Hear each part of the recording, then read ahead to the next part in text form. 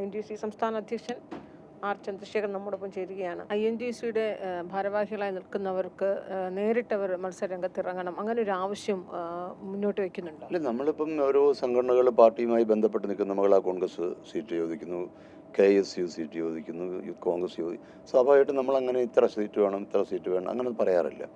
നമ്മളെ സംബന്ധിച്ച് നമ്മൾ കോൺഗ്രസിൻ്റെ ഭാഗമാണ്.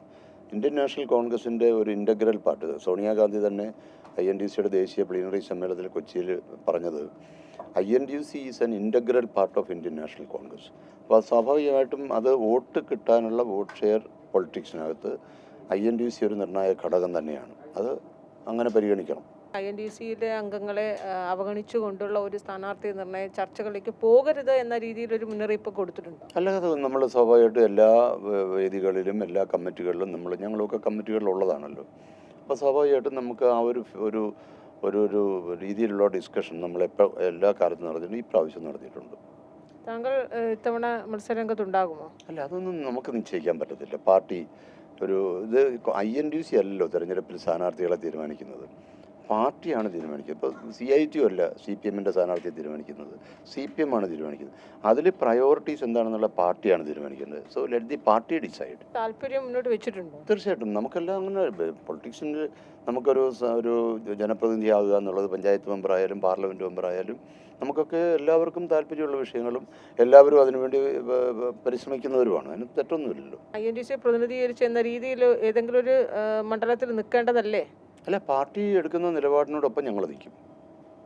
ഇത്തരം ചർച്ചകളൊക്കെ നടക്കുന്നുണ്ട്.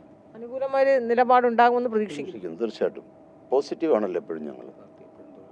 മധ്യകേരളമാണോ നോക്കുന്നത്?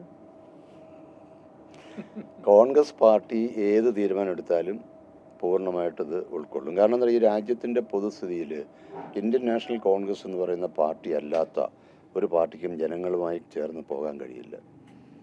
അത് നമ്മുടെ അനുഭവങ്ങളിൽ കൂടി കഴിഞ്ഞ 12 വർഷത്തെ കേന്ദ്ര ഗവൺമെൻറ് ഭരണം, ലേബർ കോഡുകൾ കൊണ്ടുവരുന്നത്, തൊഴിലുറപ്പ് പദ്ധതി ഇല്ലാതാക്കുന്നത്, ഓരോന്നോരോന്നായി പരിശോധിക്കുമ്പോൾ കോൺഗ്രസ് എന്ന് പറയുന്നത് എല്ലാവരെയും ചേർത്ത് പിടിക്കുന്ന പാർട്ടിയാണ്.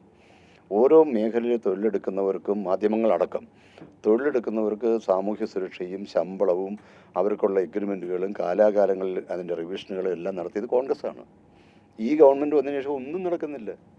അപ്പോൾ ഞാൻ പറഞ്ഞത് 5-6 ശമ്പള കമ്മീഷൻ, രാജ്യത്തിൻ്റെ ശമ്പള കമ്മീഷൻ, ആ ശമ്പള കമ്മീഷനിൽ കൂടി ശമ്പളം കൊടുക്കാൻ തീരുമാനിച്ചതാരാന്നറിയോ? സാമ്പത്തിക വിദഗ്ധനായ രാഷ്ട്രീയക്കാരനല്ലാത്ത മൻമോഹൻ സിംഗ് ആണ്.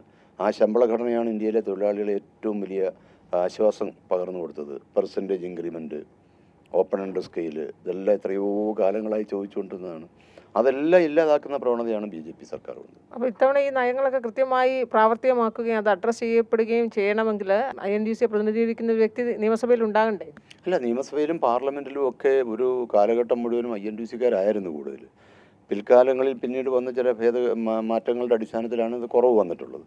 ഇപ്പം നമ്മളിപ്പോൾ പാർട്ടി തന്നെ നാളെ നടക്കുന്ന സമരത്തിന് സമ്പൂർണ്ണ പിന്തുണ പ്രഖ്യാപിച്ചിരിക്കുകയാണ്, ആൾ ഇന്ത്യ കോൺഗ്രസ് കമ്മിറ്റി. അതൊരു നല്ല ട്രെൻഡാണ്.